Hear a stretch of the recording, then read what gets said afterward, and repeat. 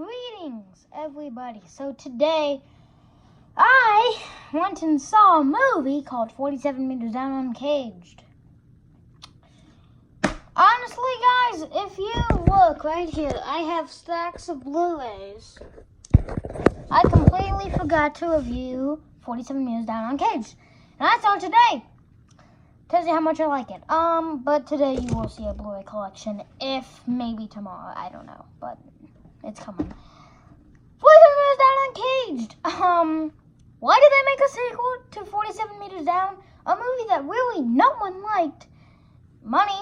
I mean, is this movie doing that good at the box office? I don't know. So 47 Meters Down, Uncaged tells the story. These 4 high school graduates, they go like underwater into like some underwater cave. They go cave diving and they find sharks, but this time blind sharks. Ooh, now they're blind. And they're eating people and they have to escape. So, and they're uncaged. They're not in a cage. Why do I sound like Red from Us? So yeah, watch Us if you have my 4th favorite movie of the year, I must say. So, I guess let's start talking about the good of the movie, and, I will say, I do think 47 Meters Down, Uncaged, I'm gonna keep on calling it that. I think it's a slight improvement over the original. I think it does some stuff that's better. I think some of the characters, they're more interesting, until the 3rd act. I think the sharks are used much well. I think the CGI for the sharks are better. Yeah, that's pretty much it. So, talking about the characters, because, that's the meat of the story for any movie. They're bland. They are very bland. But I didn't hate them until the 3rd act. I hated especially, I just found them to be super annoying. 2 of them I just found super annoying in the 3rd act. We'll get to that 3rd act in a second. But really, 2 of them, they're like adopted sisters. They're easily the most interesting characters of the film. And they have a dad that's sort of trying to rescue them, but they kind of forget about him because, they're trying to escape. And they don't really interact that much throughout the film, but when they're on screen, they're okay enough.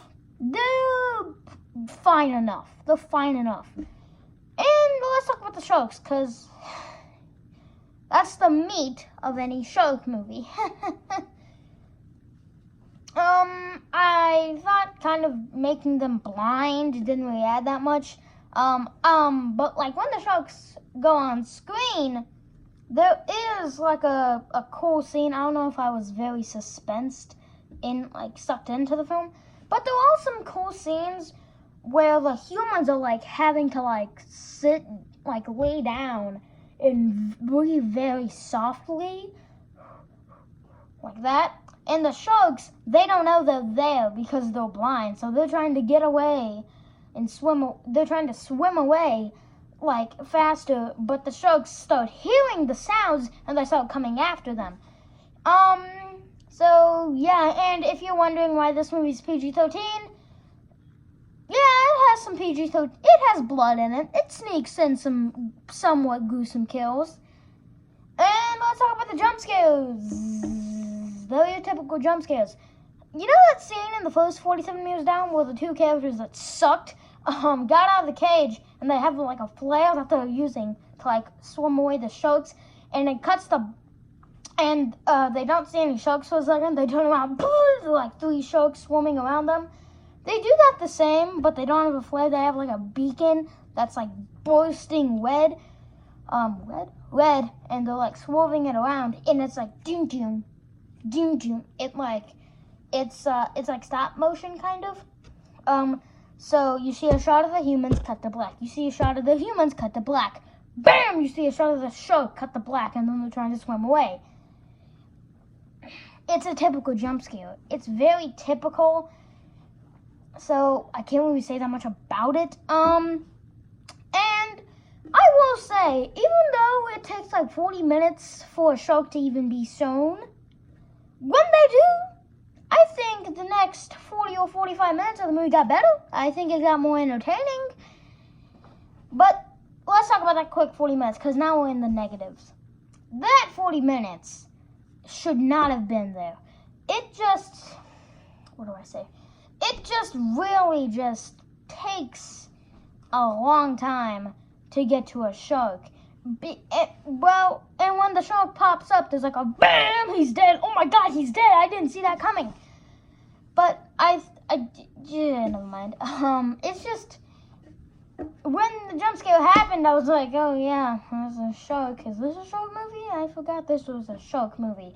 Because these characters are not interesting. So yeah,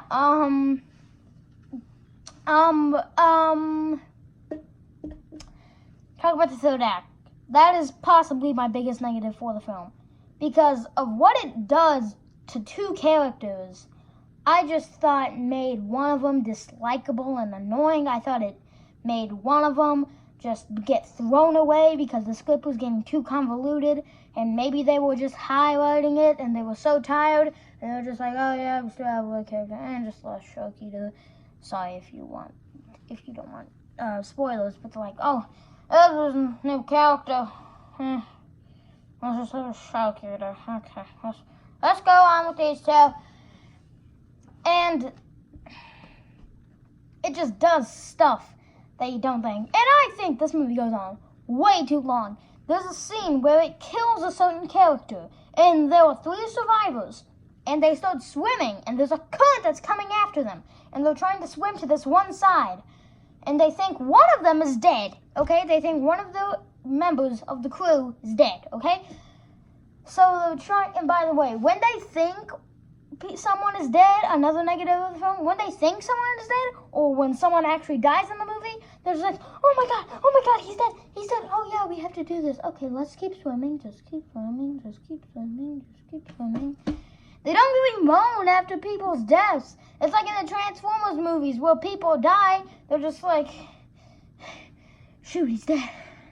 Okay, let's go fight this other guys. It's like that. Really, the third act just makes one of the characters seem extremely arrogant, super unlikable, and it just throws one of these characters that I almost cared about, just throw away. And the jump scares are very predictable, and I started covering my ears because I didn't want to be alerted by the big freaking sound that I saw this movie in an IMAX theater. It's just, I don't know. I don't know. So, and, okay, the final act of the movie, the two survivors are trying to swim to a boat. But there's, like, a guy, I'm trying not to spoil, I'm just describing scenes of the movie. That's not really a plot point. A guy just keeps on throwing, like, shark chunks. And I'm just gonna say this, it goes on way too long. So, it does kind of make...